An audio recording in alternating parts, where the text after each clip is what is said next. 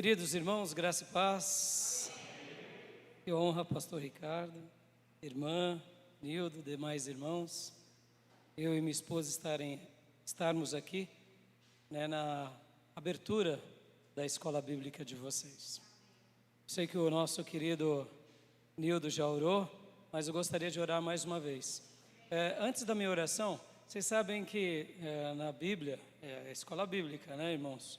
Tem os profetas maiores e os profetas menores, Não sei se vocês notaram que aqui é profeta menor, Então, eu não estou conseguindo ver quem está lá no fundo. Profeta menor, Então, de repente, se o irmão quiser se espalhar para cá assim, mais pertinho, Porque o profeta aqui é menor, irmãos, O profeta é menor. Se fosse um profeta maior, Então, obrigado, irmãos. Só para eu ver os irmãos melhor. Mas eu gostaria de orar mais uma vez, pedindo para que Deus nos abençoe, Deus fale ao nosso coração, porque aprender do Senhor é algo incomparável. Amém? Vamos orar? Pai, em nome de Jesus, obrigado por essa noite tão especial, obrigado pelo privilégio de poder estar aqui na casa dos teus filhos, falando, ó Deus, algo da tua parte, sobre, ó Deus, a tua palavra, o coração do teu povo. Senhor, que honra é poder compartilhar, é poder aprender, é poder mergulhar na tua palavra. E nós nos alegramos muito com esse momento, Senhor. Obrigado, Deus, pelas crianças que acabamos de orar. Ó Deus, obrigado, Pai, obrigado. Obrigado porque ao ensinar a tua palavra desde cedo, ó Deus, a tua semente será colocada no coração das crianças. Obrigado aqui pelos jovens, pelas famílias, obrigado pela vida do pastor Ricardo, sua família, Nildo, sua família e cada obreiro aqui na igreja local, missionário da Bahia que está aqui conosco. Obrigado, Pai, obrigado por essa igreja e que o Senhor nos firme na tua palavra, em nome de Jesus, e que nessa noite, Senhor, o Senhor também abra o nosso entendimento. Abra o nosso entendimento para compreender a tua palavra, para poder, ó Deus, compreender o teu desejo para nós. Em nome de Jesus eu oro e peço, usa a minha vida como instrumento para a glória, para a honra e para o louvor do teu nome, para a edificação da tua igreja, para a nossa edificação. Em nome de Jesus, fala conosco. Amém. Amém, meus irmãos. Queridos irmãos, o pastor Ricardo me passou o título, Título bem agradável, eu diria. Ele comentou comigo, me fez o convite. A volta ao Evangelho puro e simples. Uma urgência da igreja dos dias atuais. Esse tema ele é muito lindo, porque antes de lermos o texto bíblico, eu gostaria apenas de dizer isso. Nós gostamos de complicar, vocês já notaram?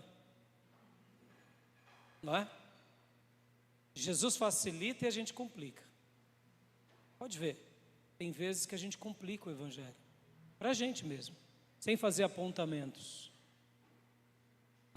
Eu me recordo de um dia que eu conversava com os obreiros, eu falava sobre isso, falava sobre a dificuldade que é seguir o Evangelho.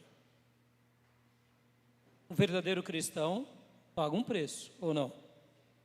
E aquela obreira, junto com seu marido, disse: pastor, você está falando besteira. Eu falei: filha, que Bíblia que você está lendo, Não, porque cristão não tem que ter dificuldade. Eu falei: que Bíblia esquisita é essa que ela está lendo? E me preocupou, porque o meu Jesus nasce numa manjedoura.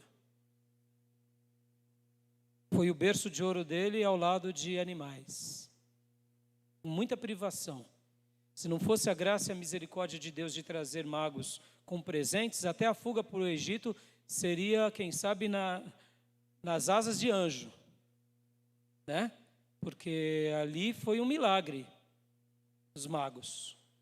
Podem ver que levaram para Cristo incenso, mirra e ouro. Foi o que o sustentou durante 3 anos e pouco no Egito. Provisão do Pai. Mas ele nasce numa manjedoura, ele não nasce num berço esplêndido.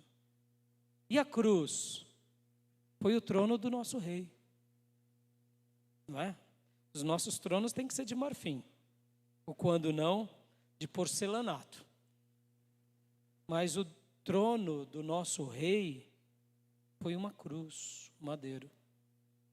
E a coroa dele não foi de esmeralda e nem de ouro, foi de espinhos. Perceba, a gente dificulta, né? A gente dificulta. E esse tema vai ser muito legal, porque eu acredito que a gente vai passear um pouco em alguns princípios e resgatar essa simplicidade de Deus, essa simplicidade do Evangelho. Porque podem ver o quanto está tão confuso, tudo está tão confuso, o mundo está confuso. Nós, muitas vezes, temos uma fé, eu diria, um pouco vesga, porque a gente aprende algumas coisas e nós nos agarramos com aquilo que aprendemos, e a gente não está disposto a ampliar um pouco. Pode ver, faz parte da nossa limitação. Então, o tema vai ser muito rico e vai ser muito desafiador, porque eu não tenho dúvida que Deus vai resgatar esse desejo de seguir esse evangelho simples. Simples. Quer ver um outro exemplo, irmãos, antes de irmos para o texto? A figura do templo, né? As paredes, né? Santuário, a gente não gosta de chamar. Onde o pastor está? O pastor está lá no santuário. As crianças não corram no santuário, não subam nos bancos, não é assim? Pelo amor de Deus. Porque tem umas crianças na igreja que parece que vira no giraia, né? Aqui é banco de madeira, então não bagunça muito. Lá na nossa comunidade é banco de plástico, então em vez em quando parece que voa. Parece o Tasmania, sabe? As crianças brincando, aí tem aqueles, para de correr dentro da igreja. É o santuário. E muitas vezes eu digo, meu irmão, deixa as crianças brincar. Elas têm que sentir a vontade. É claro, não pode ficar pulando no banco, subindo em cima do irmão, né? Chutando as crianças, não pode, é claro. Mas o que eu quero dizer é, a gente dificulta. Podem ver que o evangelho ele nasce em casas. Jesus não tinha templo. Pregava na rua, nas casas, nas praças. Qual era a igreja que Jesus formou de paredes? Nenhuma. Esse advento vem depois do ano 300, com Constantino, com a igreja institucionalizada. Pastor, então quer dizer que a gente vai vender os templos? Não, pelo contrário, vamos continuar, porque é uma bênção. Ainda mais numa grande metrópole, numa cidade como essa, numa praça linda como essa, tem que ter uma igreja, e aliás, tem que ter muitas igrejas. Amém? Mas percebam como a gente complica, né? Como a gente complica aquilo que Jesus não complica. Então, hoje eu quero falar sobre isso e quero tratar sobre isso, porque muitas vezes eu e minha esposa, no ministério, na igreja, na vida, a gente tenta na medida do possível, e claro, com as nossas limitações também, porque afinal de contas também, não pensem vocês, eu também complico, porque a gente aprende de uma forma e acha que está 100% certo, não é? Já notaram que muitas vezes a gente acha que está 100% certo no negócio? E tem hora que a gente não está. E esse tema eu quero tratar com os irmãos, pensando nisso, pensando em ver a simplicidade do Evangelho no dia a dia. A simplicidade do Evangelho, com a clareza que o Evangelho nos trata. E enquanto eu pensava sobre esse assunto, enquanto eu meditava sobre isso, o Senhor me fez lembrar de um texto lindo, está lá em Apocalipse, e é esse que eu quero ler com vocês. Apocalipse, capítulo de número 20, versículo de número 4. Apocalipse, capítulo de número 20, versículo de número 4.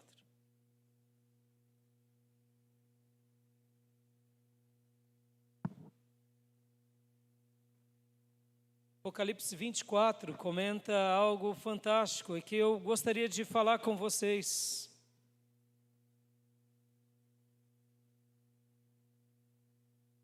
Nessa semana eu preguei na quarta-feira. Falei sobre um assunto que tem tudo a ver com essa aula aqui. Tem tudo a ver com o que eu mencionei lá na nossa comunidade.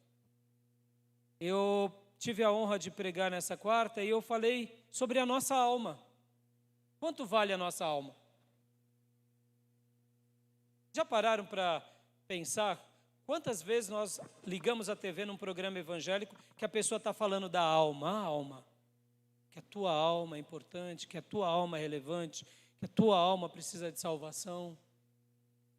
A gente ouve muita coisa, e principalmente conquistas, triunfos, fazer mais para Deus. Parece que, eu gosto de dizer que a gente está vivendo a síndrome de Marta. Vocês já notaram? A gente tem que fazer muito. E a gente tem que fazer muito, porque Deus tem pressa. E a gente está tão atarefado que muitas vezes Jesus está do nosso lado e a gente está falando, dá licença, mestre, porque eu preciso preparar a igreja para Jesus. Mas Ele está do lado, entendeu? A gente está tão atarefado, pode ver, a nossa vida é assim, parece que a gente tem que provar o tempo todo para os outros que a gente é melhor, que a gente é competente, que a gente tem mais obras. E aí eu digo, o que Jesus disse para Marta e o que Jesus afirmou em Maria? Né? Marta, está tão ocupada e atarefada. Maria escolheu a boa parte. Ela parou aqui para me adorar. Perceba, a simplicidade. A simplicidade. Pode ver, quando eu falei que a gente liga num programa de TV, a gente começa a desejar grandes coisas, como se as coisas fossem atrair a presença de Deus. E não é. Deus é Deus, coisas são coisas. Eu gosto de coisas, eu sei que você gosta de coisas também. Nós gostamos, mas e Deus? A presença dEle. A glória dele. E Maria escolheu a boa parte, e eu gostaria de estar fazendo essa ponte aqui com vocês sobre a alma. Por isso que eu falei que tem tudo a ver com esse evangelho puro e simples, a nossa alma. E por que eu falei há pouco sobre a gente complicar? Porque quando a gente vai para esses assuntos da alma, do espírito, da vida eterna, o irmão olha assim e fala, ô irmão, tenho tanta coisa para fazer, você vem falar disso daí para mim? Ô irmão, por favor, né? Ô irmão, eu tenho que estudar, eu tenho que fazer tanta coisa. Não, esses assuntos da alma eu não tenho tempo para pensar sobre eles. Aí eu digo, nós somos uma indústria, uma corporação ou uma igreja? Não é? Interessante, não é, irmãos? Estão conseguindo captar onde eu quero chegar? Estão conseguindo captar o estudo dessa noite? Assuntos da alma, irmãos. Assuntos da alma. E por que eu falei que a gente complica? Porque muitas vezes a gente quer explicar racionalmente para o outro o que é a alma. Aí a gente quer filosofar. Aí a gente quer pregar um evangelho racional. Irmão, esquece tudo isso. Isso é bobeira. Bobeira. Por quê, pastor? Porque o apóstolo Paulo, que foi uma das pessoas mais brilhantes, pregava Jesus Cristo e esse ressuscitado, ponto. Ele falava de Jesus e da ressurreição. E o que mais? Mais nada. Quer crer? Creia, me segue. Não quer? Aguarde o juízo. Uau! Ele poderia racionalizar, ele poderia debater, ele poderia, mas ele não perdia tempo com isso. Por quê? Leiam as cartas de Paulo, ele falava sobre assuntos da alma, da vida espiritual, do homem interior. Por isso que eu quero trabalhar com vocês sobre isso e hoje ler esse texto aqui, porque você tem uma alma e você precisa cuidar da sua alma, como eu, cada um de nós, o tempo todo. E olha, como esse assunto, ele é normal nas páginas da Bíblia. Esse assunto, ele é normal. Esse assunto sobre a alma, sobre o nosso espírito, sobre a nossa espiritualidade, é uma coisa tão recorrente do Gênesis ao Apocalipse, que os apóstolos trabalham sobre ele, que Deus se revela a partir daí, que Deus busca almas. Isso é fantástico. Isso é genial. E nós, muitas vezes, no nosso dia a dia, nos nossos desejos de conquista, pensamos que construir uma grande igreja vai ser algo mais relevante. É importante. Irmão, que Deus nos dê graça de construirmos templos gigantes, ganharmos multidões. Mas do que vale tudo isso se a nossa alma é vazia? Pode ver que a gente tem vivido dias de igrejas cheias, mas de pessoas vazias. Já notaram isso?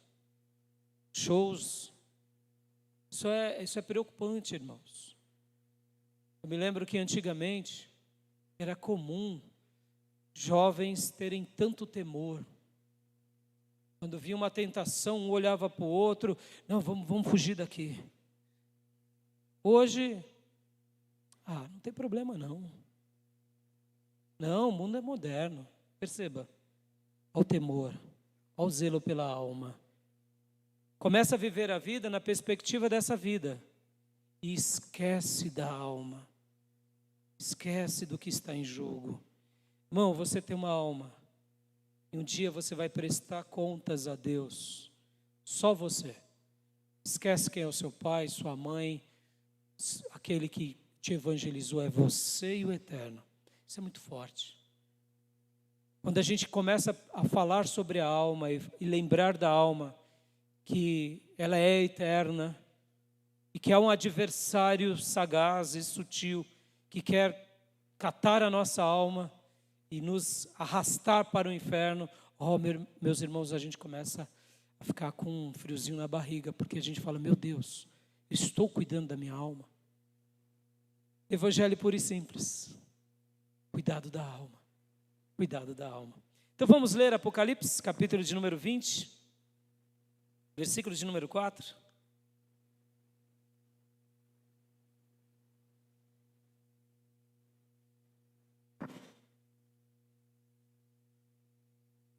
Apocalipse capítulo 20, versículo de número 4.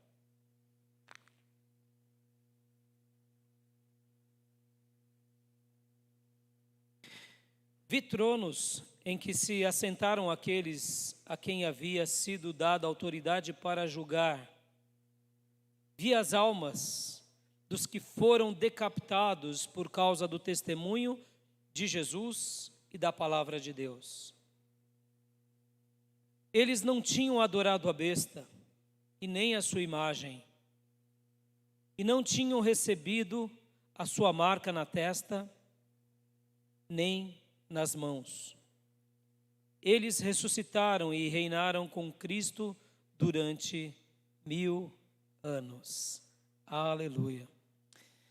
Olha que texto lindo, irmãos. E o que eu queria destacar aqui, esse é um texto que está dentro do contexto do grande julgamento. São almas que estão diante de Deus.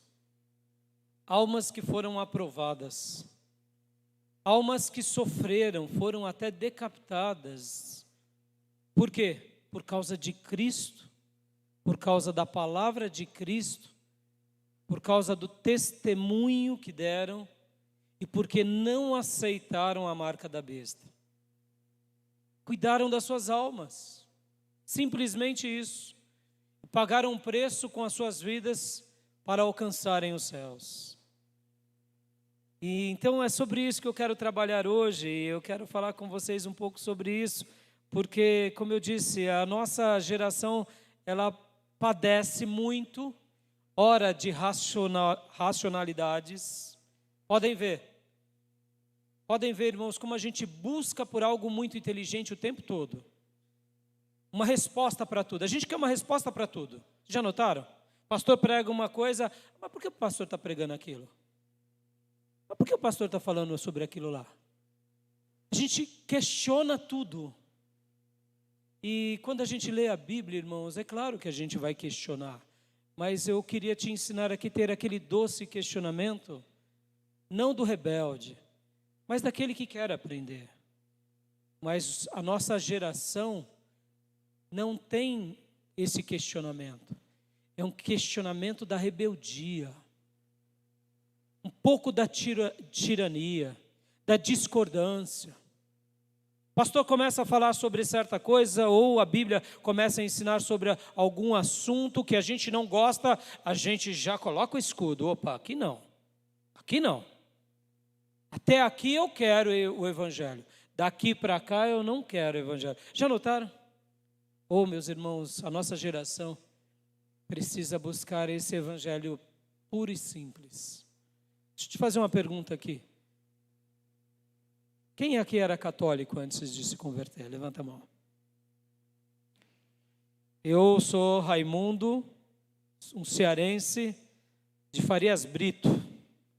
Meu nome foi dado como uma promessa, que eu sou o filho mais velho, nasci de uma parteira no interior do Nordeste, e minha mãe quase morre, eu quase morro, então a parteira ali também já desesperada disse, se ele nascer e você viver, dedique o seu filho a São Raimundo Nonato, o santo das parteiras. Por isso que no Nordeste, principalmente no sertão, tem um monte de Raimundo Nonato. Meu pai foi me registrar e o escrivão disse, tem nonato na família? Não. Então não pode, só se tivesse nonato. Eu até hoje não sei quem é esse escrivão, mas eu queria dar um beijo nele, porque só Raimundo tá bom. Só Raimundo tá bom, né? Mas eu cresci nesse ambiente católico, e eu cresci nessa devoção católica, e sempre tive uma inclinação religiosa. Isso é da minha natureza, desde criança. E por que eu estou falando tudo isso? Quando eu aprendi que adorar um ídolo era correto, eu adorava. Simplesmente adorava. Quem era católico aqui? Vocês adoravam os ídolos? Mas vocês ficavam questionando aquela adoração muitas vezes? Não. Aprendeu que era correto, não era? Uma fé pura. Olha, por que eu estou falando isso? É claro que depois que a gente teve contato com a palavra de Deus, teve a sabedoria de Deus, nós vimos que isso não agrada a Deus e a gente parou com isso, não foi? E por que agora, na igreja do Cristo vivo, com a palavra revelada, a gente questiona tudo? Estão entendendo? Ora, se lá o padre falava, ajoelha, reza 10 Ave Maria, 10 Pai Nosso, faça tal terço, não sei o que, a gente fazia. E agora o pastor fala assim, meus irmãos, vamos fazer uma campanha de jejum. Eu não estou afim. O pastor faz, eu não preciso, não sou pastor. Está entendendo o que eu quero dizer? Olha a rebeldia. Jesus nos liberta do erro. Mas o diabo tenta nos levar agora a uma independência de pessoas e de autoridades. Vou explicar, irmãos, vou explicar. Jesus nos libertou das trevas, Jesus nos libertou do pecado, Jesus nos libertou e agora a gente vive tão liberto que ninguém manda em nós, nem o pastor. E se o pastor não manda, Deus também não manda, porque é o ministro do Evangelho. A gente perde clareza de papéis dentro da casa do Pai. Antes éramos submissos e errados, e agora deixamos de ser. Por quê? Porque agora ninguém manda em mim, é eu e Deus apenas. Mas eu quero te dizer, irmãos, que na relação que nós temos com o Evangelho, a gente precisa um do outro. Você nasceu de uma mãe, você não nasceu de um pai. Quem te gerou foi uma mulher. E você precisa honrar a tua mãe como a sua matriarca, no sentido de, eu vim dela. Você precisa honrar o teu pai como uma autoridade na tua vida. Clareza de papéis. Então perceba que o fato de termos sido esclarecidos agora não nos torna independentes. Isso é muito simples, mas é muito poderoso. Deus me liberta do paganismo, mas Ele me conserva agora da forma correta, com os critérios corretos. Por que eu estou falando tudo isso? Porque a gente padece desse alto saber. Por isso que o apóstolo Paulo ensina lá em Coríntios que o conhecimento pode ensoberbecer, mas o amor edifica. Cuidado com isso, meus irmãos. E eu quero trazer nessa premissa da simplicidade. Outra coisa que a gente padece. A gente padece porque somos uma geração de entretenimento. Já notaram? Nunca na história do mundo tivemos tanto entretenimento. A gente tem parques de diversões, parques temáticos, agora temos programas no celular, Netflix, Amazon Prime, não é? E se a gente ligar agora aqui, a gente vai ficar assistindo até o resto da vida, um monte de coisa que não dá nem para acabar. A gente tem entretenimento e a gente gosta de entretenimento, mas eu te digo, a gente não pode viver de entretenimento. O entretenimento é bom na hora certa. E podem ver que até mesmo hoje a gente quer viver dentro de uma igreja cheia de entretenimento. Olha que interessante. Estão entendendo os paralelos? E é por isso que o evangelho puro e simples vai reposicionando a gente. Tem coisas que é o arroz com feijão. Podem ver que um culto onde o pastor abre a Bíblia e lê um texto, o culto hoje não foi bom, porque não teve entretenimento. Porque a gente tem que entrar numa igreja, o pastor tem que ter um nariz vermelho, um sapato grande e nos fazer rir bastante. Porque se a gente não rir bastante, o culto não foi bom. Nada contra os pastores que nos fazem rir.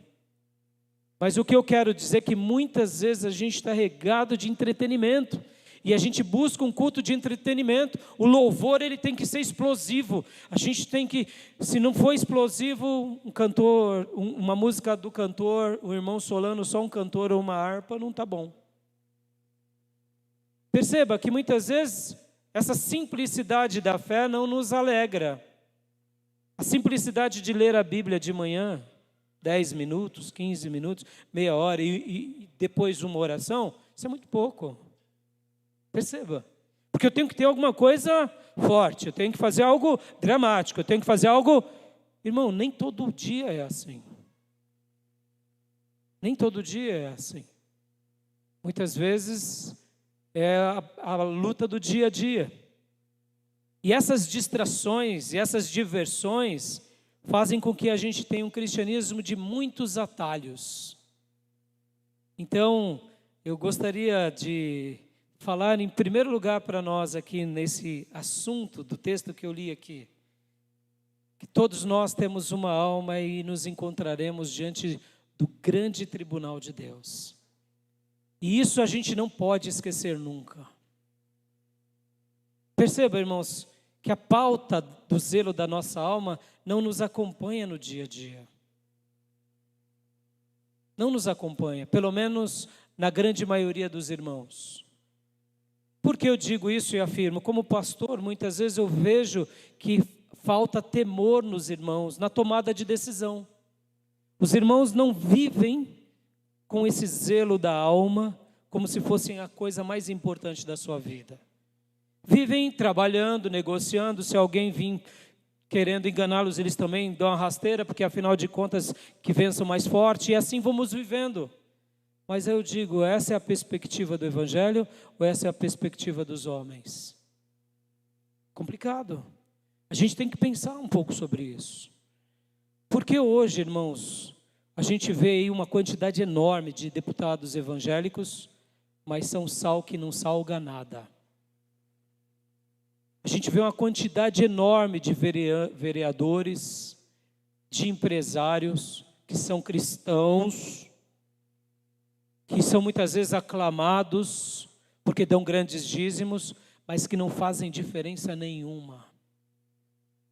Me recordo que eu recebi em uma certa ocasião um irmão na nossa igreja, que quando ele foi comentar com o patrão dele, o patrão dele tinha na sala a fantasia de carnaval de uma escola do Rio de Janeiro. E ele entrou na sala do patrão e falou, o que é isso? Ele falou, é uma fantasia que eu vou o carnaval lá no Rio. Carnaval de São Paulo, né, irmãos? Carnaval no Rio, né? Não dá para comparar, né? Carnaval do Rio, Carnaval de São Paulo. Então esse executivo ia pular lá. Aí você fala, pastor, tudo bem, qual o problema? Ele é executivo, segue a vida dele, né? Agora você vai se espantar. Cristão, dizimista, obreiro na igreja. E aí o irmão, que viu o diretor lá, né, da empresa, chegou na igreja e falou para o pastor, pastor, tem um problema sério aqui, pastor, para falar com o senhor, porque o irmão, o nosso irmão, querido irmão, obreiro da igreja, ele vai agora para o Rio de Janeiro e vai pular carnaval, pastor. Eu vi a fantasia, vai lá na empresa dele, está lá a fantasia pendurada na sala dele ainda, como um troféu. E aí o pastor disse assim, meu irmão, vamos orar. Aí o irmão insistiu, falou, não, pastor, o senhor tem que ir lá, pastor, é um obreiro da igreja. Ele disse assim: não, irmão, não.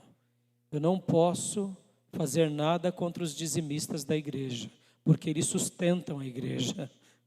Oh, meus irmãos, a alma perdeu o temor.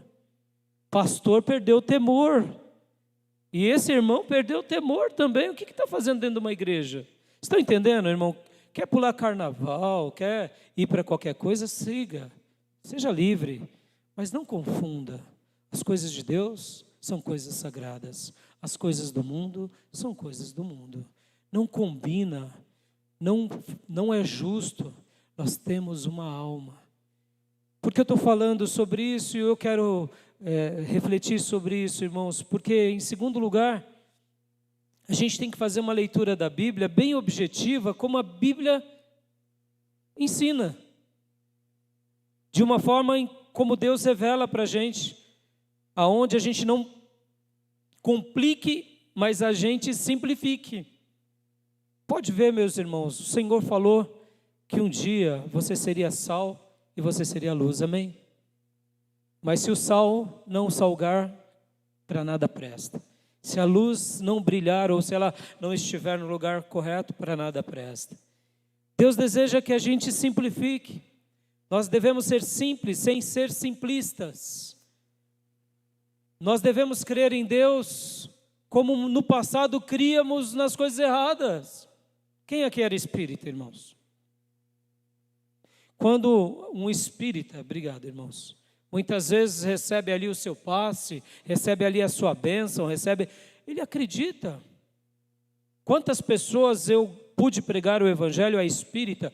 Questione os médiuns, ou os livros psicografados dos líderes espíritas. Eu me recordo que um dia eu falava com um espírita no meu trabalho, e ele falava, eu perguntava para ele estava lendo uma psicografia, eu falava assim: você acredita mesmo que essa pessoa recebeu um espírito? Ele: claro. Você acredita de todo o seu coração? Ele falou: claro. Ele: muito bem. E na Bíblia? Ele falou assim: na Bíblia eu acho que já tem algumas coisas que servem e outras que não servem. Aí o Espírito Santo me deu uma ideia fantástica. Eu falei: você sabia que a Bíblia ela foi escrita pelo Espírito de Deus? Assim como você acredita que um espírito de Allan Kardec, entra numa pessoa e ele psicografa, Zíbia Gasparetto e outros espíritas, Chico Xavier recebe espíritos e psicografa. Eu quero te dizer que a palavra de Deus, se assim eu pudesse dizer, a psicografia do eterno para nós. Ele se arregalou os olhos, porque ele nunca tinha tido essa compreensão. Como você acredita num livro e numa pessoa e não acredita no livro sagrado que foi escrito pelo próprio dedo de Deus usando homens sagrados?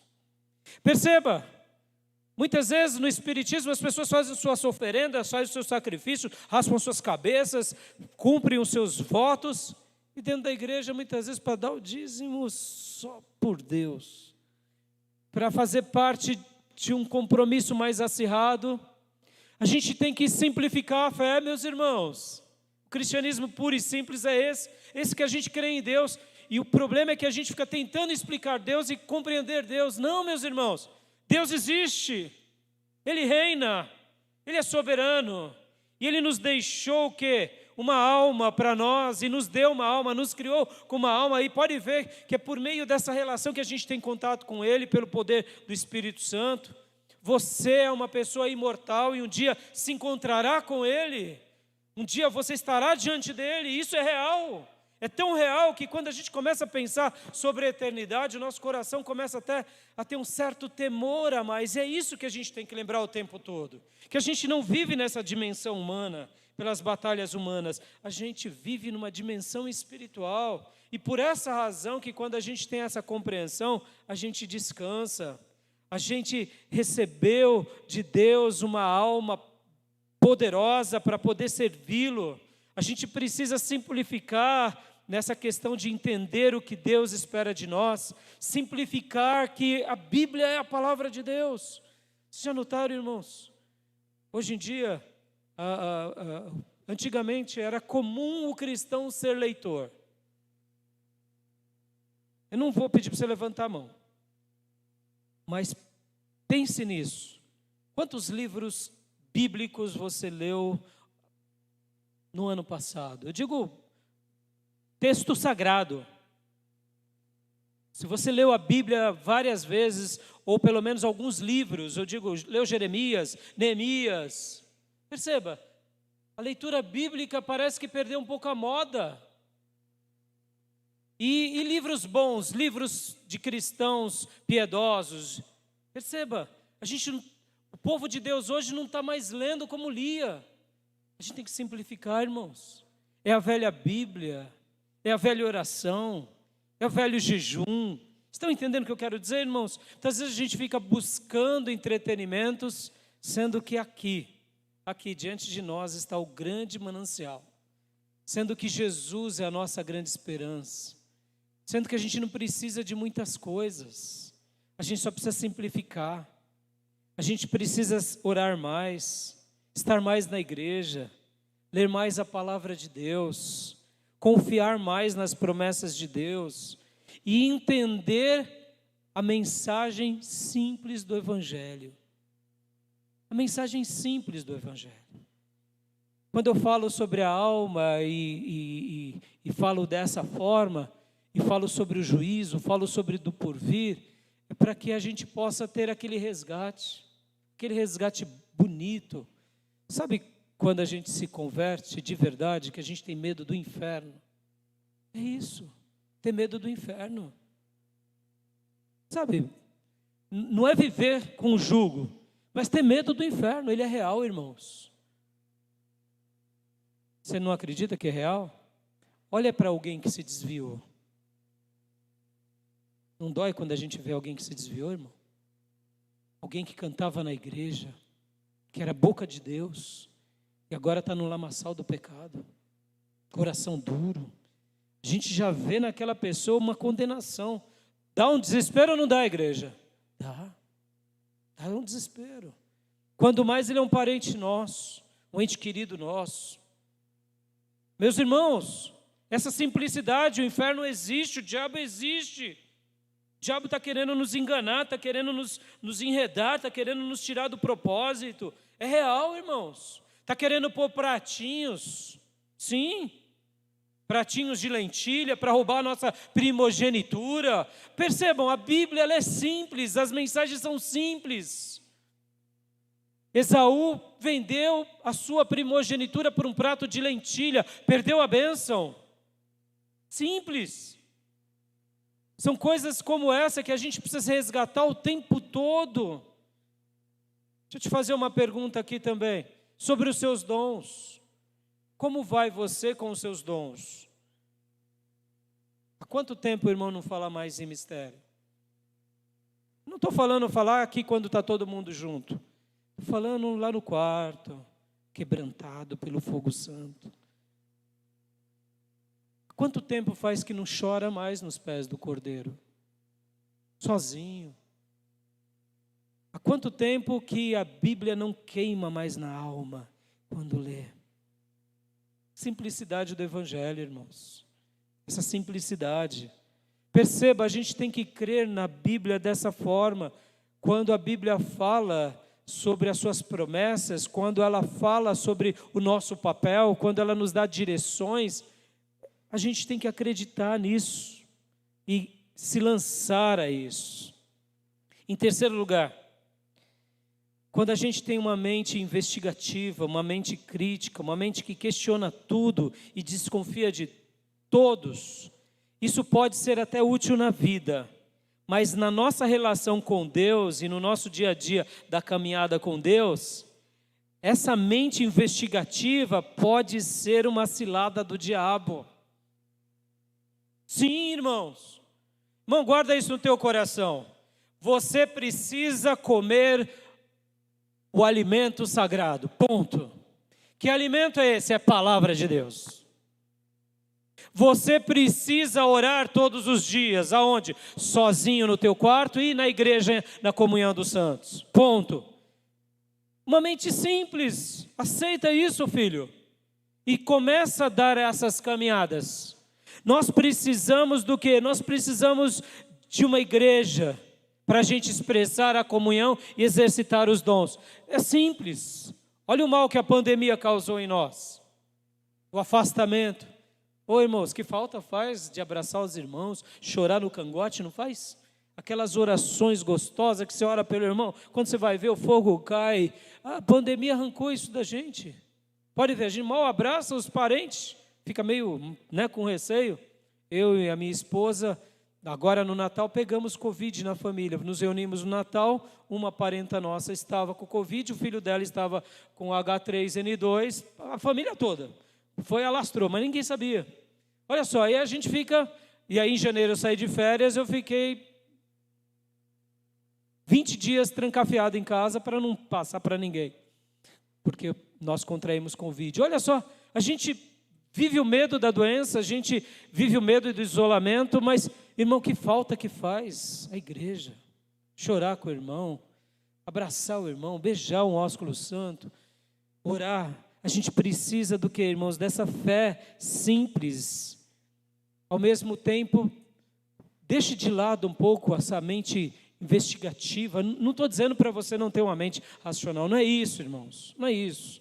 Eu estou dizendo o seguinte. Quando Deus pede para que você o adore, o adora. Adore a Ele. Sabe, muitas vezes a gente olha uma situação que está passando na nossa vida e aí o pastor vem e prega. Adore a Deus, irmão, mesmo na crise. Dai graças por todas as coisas. E a gente olha e fala, mas como eu vou dar graça? Está tudo tão difícil. A Bíblia não diz para a gente dar graça, irmão. Dá glória a Deus. Dá glória a Deus. E é simples assim. Por isso que eu estou falando que essa mente investigativa muitas vezes nos atrapalha. A nossa mente crítica muitas vezes tira de nós essa simplicidade de crer em Deus, crer no milagre, crer no impossível. E é por isso que a Bíblia vai falar para nós o quê? Ela vai falar para nós sobre sermos como crianças. Sermos como crianças. Acreditarmos em Deus e na palavra de Deus, na simplicidade de um pai que chega para a filha e diz, não, filha, papai vai te dar o presente. Vai, papai, o papai está durango-tango. Não tem o que fazer, cheio de dívida. Mas ela confia. E o papai dá um jeito lá e traz o presente no dia do aniversário, dá um jeito dele. Ela confia. Ela confia que o pai vai proteger, que o pai vai... A mãe vai suprir. Quantas são as vezes na nossa vida que a gente está duvidando de Deus? Porque a nossa mente está muito crítica. No passado a gente acreditava nos ídolos, mas agora a gente está tendo dúvida se o Eterno está trabalhando.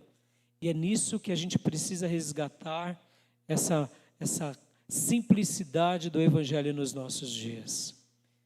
Muitas vezes, dentro desse aspecto aqui, uma coisa que eu tenho notado, irmãos, é que essa mente crítica, essa mente analítica, começa a brincar com o pecado.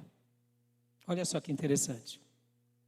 Lá em Hebreus, ensina-nos a gente a fugir do pecado e do embaraço.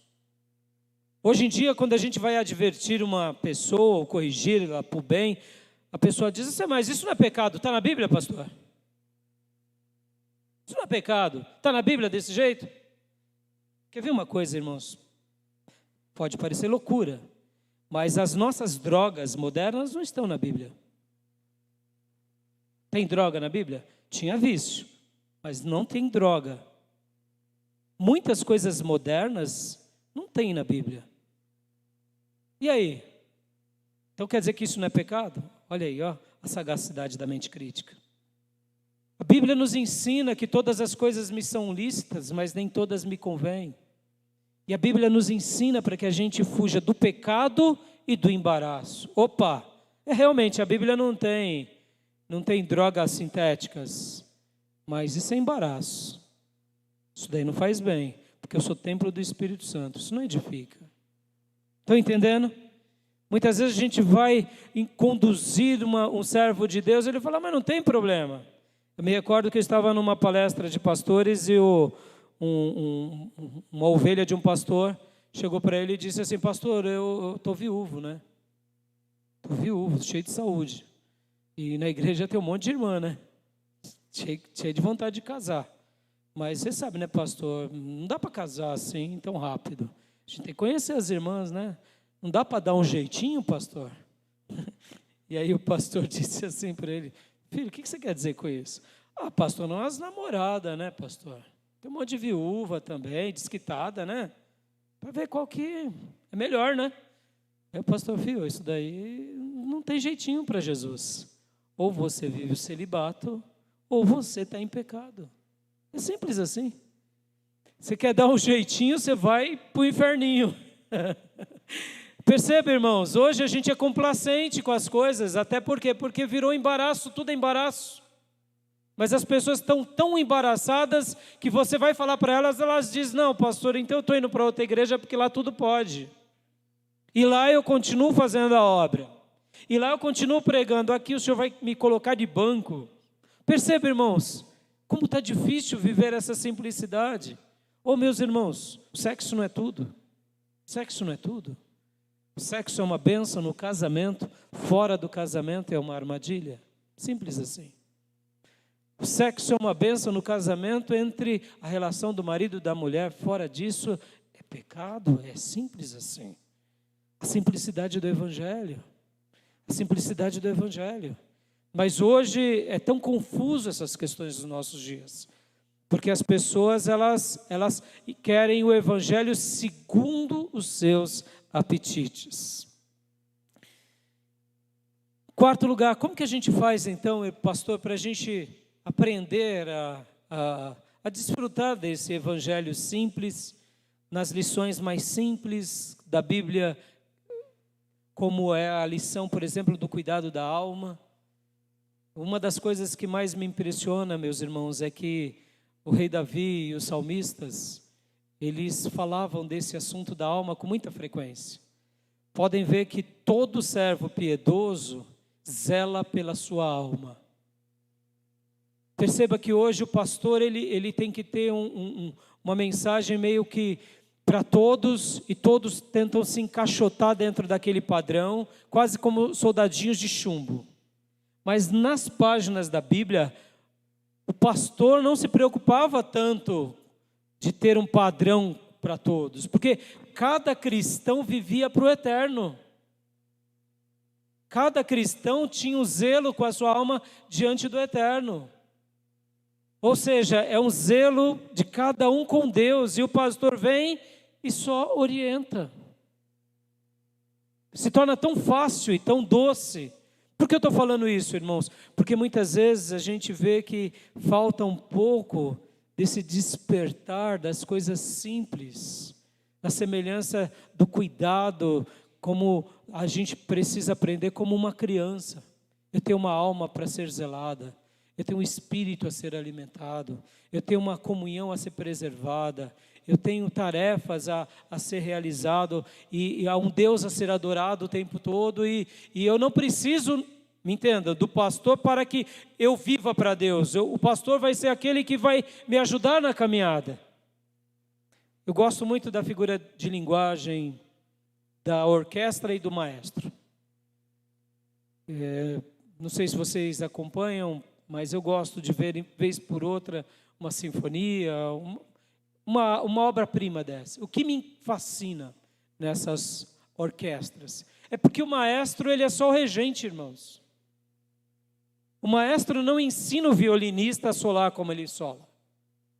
O baterista, o pessoal dos metais, dos sopros, das cordas, ele não fica dando aula como se toca o piano. Ele dá o tom do piano naquele momento, a intensidade naquele momento. Mas a lição de casa do pianista ele faz em casa, na escola, na vida. E depois de aprovado, ele senta no piano, ele ouve o maestro e junto com toda a orquestra sai aquela grande melodia. O pastor é o maestro, irmãos. O pastor é o maestro, só o maestro. Quando as pessoas têm esse despertar poderoso para as coisas simples do Evangelho, a simplicidade que a Bíblia ensina, há uma grande música e um grande louvor que chega diante de Deus. A gente não tem muito trabalho. Agora, quando os irmãos têm um cristianismo religioso, um cristianismo, eu diria, regado de tradições humanas, de pensamentos humanos, aí o pastor sofre e geme. Porque por mais que ele faça, as pessoas não dão a resposta. Porque é como se o pianista dissesse: pastor, vem tocar piano comigo. E não funciona assim, irmãos. Pode ver, você é pai. Você educou o seu filho para que ele se torne um grande homem, uma grande mulher. Mas você não criou ele para você, você criou para a vida. Agora são as escolhas deles. E, em último lugar, o que eu quero falar aqui, irmãos, como que a gente faz para a gente poder ter essa simplicidade desse evangelho puro e simples, na minha perspectiva? Além da simplicidade de crer em Deus sem reservas.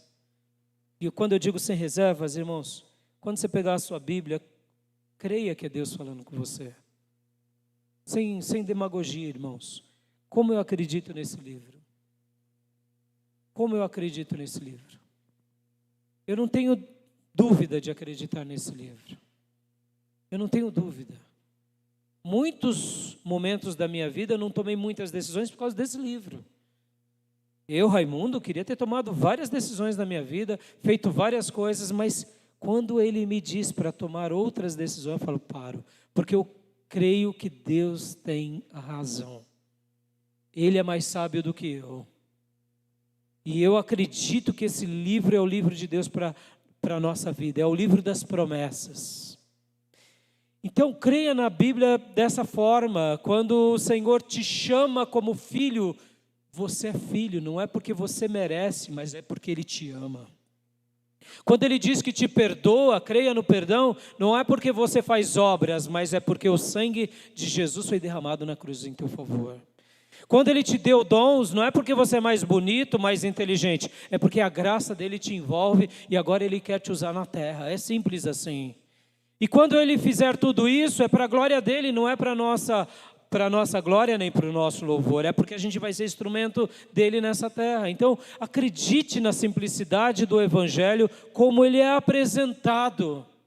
Não tente dificultar, simplifique. E uma das formas que eu tenho aprendido muito com Deus sobre isso é também aplicar a vida na perspectiva da arte. Da arte. E aqui Davi me fascina. Davi, quando nós pensamos um pouco sobre ele era um exímio pastor de ovelhas. Conseguia defender o seu rebanho de ursos e leões. Depois, ele se torna um soldado, um capitão e um general. Mas quando ele ia tratar dos assuntos da alma, ele era totalmente aberto diante de Deus. Ó minha alma, porque está batida, Senhor, restaura minha alma, livra minha alma dos meus adversários. Perceba, e ele também tinha o lado poético, ao mesmo tempo que ele era um militar, disciplinado, porque não tem como você ser um soldado sem disciplina. Ele era muito disciplinado, porque se ele não arrancasse a cabeça dos inimigos, era dele que era arrancada. Perceba, ele não misturava os papéis, Davi. Na hora de lutar com a espada, ele lutava como soldado guerreiro. Mas na hora de se render diante de Deus, ele entrava o quê? Na poesia, na arte, na canção, na dança. Lembram? Quando a arca volta para Jerusalém, ele dança. Até a sua esposa a repreende, a filha de Saul. No entanto, olha que coisa fantástica. Eu estou falando da arte aqui, irmãos. Tem vezes que a gente precisa de um pouco mais de arte, irmãos, para a gente entender a simplicidade do Evangelho. A arte, sim, a beleza, a poesia, a canção. Muitas vezes a gente fica sem desfrutar desse lado poético, porque muitas vezes nós não somos músicos. Eu, por exemplo, não sou músico. Eu sou um professor. Mas todos nós somos artistas. Eu não sei se você sabia disso. Pode ver. Todos nós temos artes. Artes em casa, Vai na casa de uma irmã e vê a cozinha dela.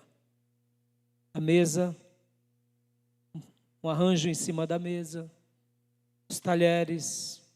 Aí do marido, se colocar as coisas lá fora de lugar. É arte, é arte. Na hora de apresentar a casa, pode ver as irmãs aqui com o cabelo bem arrumado, uma presilha, um óculos arrumado.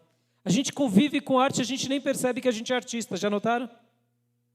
A gente é artistas, temos um coração de artistas e nem percebemos como nos arrumamos.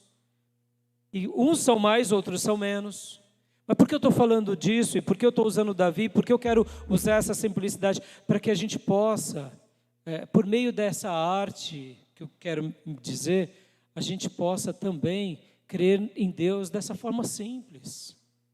Pode ver Davi, quando ele falava dos adversários, quando ele falava sobre os montes pularem, a terra tremer, o céu adorar a Deus, a criação exaltar, ele estava usando de arte, simplicidade. Isso tudo nos ajuda a exercitar a nossa fé. A gente tem que olhar para a vida nessa perspectiva de arte, de que Deus realmente Ele é soberano, mas que Ele está reinando e Ele não perdeu o controle de nada, que Ele está sobre tudo, que a palavra dEle continua nos guiando, nos conduzindo, nos ajudando. Vem pandemia, sai pandemia, aí a gente fica muito perturbado porque o mundo está polarizado. Irmãos, Deus está no controle de tudo. A gente tem que crer nessa simplicidade. E dessa forma, irmãos, a gente vai entender um pouco mais aquilo que realmente importa para nós. Porque, perceba uma coisa, as pessoas que mais marcam a nossa vida, na grande maioria das vezes, não são as pessoas mais inteligentes, são as pessoas, muitas vezes, que demonstram uma devoção mais profunda, que demonstram uma obediência muito mais intensa, uma renúncia muito mais significativa, um amor mais intenso, um fervor e um zelo profundo. Essas pessoas que marcam a nossa vida. Podem ver que a nossa vida geralmente é marcada por coisas simples, como conversões poderosas, novos nascimentos genuínos, pessoas que são dedicadas na consagração e na santificação, na comunhão com o Espírito de Deus. A gente até se encanta pela sabedoria de uns, mas a demonstração viva, pura e simples, dessa fé genuína, é o que mais marca a nossa vida. E quando a gente começa a ver, o que mais a gente precisa para a nossa vida é o quê? É ter um Deus que é o único e o soberano sobre nós. A gente não precisa de muita coisa. É de ter uma revelação sagrada nas mãos e saber que ela é tudo para nós. É de ter uma comunidade de fé e nessa comunidade de fé vivermos como os irmãos. Ter uma família, ter um trabalho e viver os talentos e os dons de Deus entre nós e servir uns aos outros. E assim a gente descobre os propósitos da nossa vida. E quando a gente descobre tudo isso, a gente não precisa de mais nada. Porque a gente descobriu o propósito da nossa vida. É simples. Pode ver que o Evangelho é simples. E deixo essa breve reflexão sobre a nossa alma, o zelo da nossa alma, e sobre crer em Deus na simplicidade do que o Evangelho ensina, para que a gente facilite. Porque tem muita gente complicando por aí, tem hora que a gente complica também. E o que competir da gente, a gente tem que simplificar, irmãos. E para eu encerrar aqui, sabe uma das coisas que mais me fascina, irmãos, é ver a simplicidade de fé daquelas irmãs, daqueles anciãos, que muitas vezes diz: filho, crê em Deus, confia no Senhor, vem orar comigo. E ali, diante de Deus, ora. É ver pessoas que quando tudo está sendo destruído, eles dizem: calma, confia no Senhor. Deus não diz? Diz. Então vamos se ajoelhar, vamos orar. E aí, irmão, o que a gente faz? Não faz, deixa Deus fazer. E é diante disso que a gente vê que realmente esse é o caminho da vitória, aonde Deus trabalha por nós e aonde Ele opera na nossa vida. Amém, meus irmãos? Vamos orar?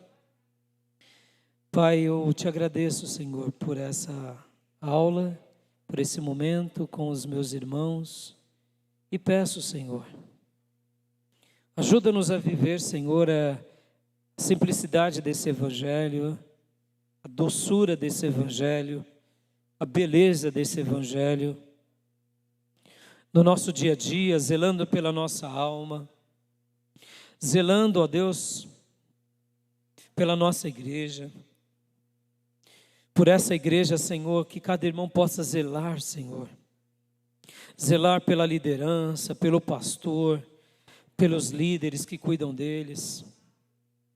Pai, ajuda-nos, Senhor, a zelar da nossa família, a zelar do nosso trabalho, a lutar contra o nosso adversário, que é real, a lutarmos contra o pecado, que também precisamos lutar. Ó Deus, ajuda-nos, Senhor, ajuda-nos a crer em Ti, com essa fé simples, pura, como de uma criança, como essa fé simples, pura, de um simples garoto que muitas vezes depende do seu pai, depende da sua mãe, e crê que o seu pai, crê que a sua mãe sempre serão presentes. Faça com que a nossa fé seja assim, Senhor, porque, Senhor, muitas vezes a gente complica tanto, Senhor. A gente complica com as nossas críticas, a gente complica com as nossas tarefas, a gente complica com o nosso conhecimento, ora com a nossa soberba, ora com a nossa vaidade. E eu te peço, meu Pai, livra-nos de tudo isso. Ó Deus, livra os meus irmãos também, Senhor, porque muitas vezes o conhecimento nos ensoberbece, mas, ó Deus, o amor, Senhor, o amor, ele nos edifica, ele nos transforma. E que possamos, meu Pai, estar crendo na Tua provisão, crendo no Teu milagre, crendo na Tua palavra e batalhando essa fé que foi dada aos santos e saber que o Senhor está voltando, que o Senhor está às portas, que o Senhor está prestes a buscar a Tua igreja e que nós somos a Tua noiva e que, Maranata, hora vem, Senhor Jesus. Ajuda-nos, Pai, a termos essa disposição, ajuda-nos, ó Deus, a termos essa clareza, essa doçura, essa dependência e buscarmos no Senhor uma resposta, porque, Senhor, sem Ti nós nada fazemos, nós nada somos, nós nada realizamos. E eu te agradeço, ó Deus, pelo retorno dessa escola bíblica. E peço, meu Pai, continue abençoando, Pai, os professores dessa igreja. Continue abençoando os alunos, Papai. Continue abençoando, Papai, o pastor Ricardo, a sua família que está à frente desse trabalho. Continue abençoando, Senhor, para que realmente a Tua palavra seja crida, seja praticada, seja vivida e que o Teu nome seja glorificado. Porque estamos aqui, Papai, para glorificar o Teu nome, para exaltar o Teu nome e para cumprir a Tua palavra, simplesmente a Tua palavra. Recebe-nos, Pai, e ajuda-nos na nossa caminhada. É assim, Pai, que eu te agradeço, é assim que eu te glorifico, é assim que eu te bendigo, em nome de Jesus. Amém. Amém, meus irmãos? Muito obrigado, meus irmãos. Eu agradeço, pastor Ricardo, a honra. Eu espero ter sido útil e espero que você possa ter me compreendido, né? Eu quis trazer somente esse despertar. Zele pela tua alma, meu irmão, coisa mais preciosa que você tem. Geralmente a gente diz assim, né? O que é mais importante para você? Aí a gente diz Deus no céu e a minha família na terra. É verdade, mas antes da tua família é a tua alma, porque se você só vai poder cuidar da tua família e ajudá-los a ir para o céu, se antes disso você e eu formos para o céu. E naquele dia, tua mulher, nem teu marido, nem teu pastor vai te salvar, não. É você e o Nazareno. E quando a gente começa a ter esse zelo pela nossa alma, na igreja, em casa, na vida, a gente vive um evangelho puro e simples. Onde a gente estiver, no trabalho, na escola, no dia a dia, fugindo das tentações. Que Deus nos ajude na caminhada, amém? Obrigado, pastor Ricardo. Deus abençoe.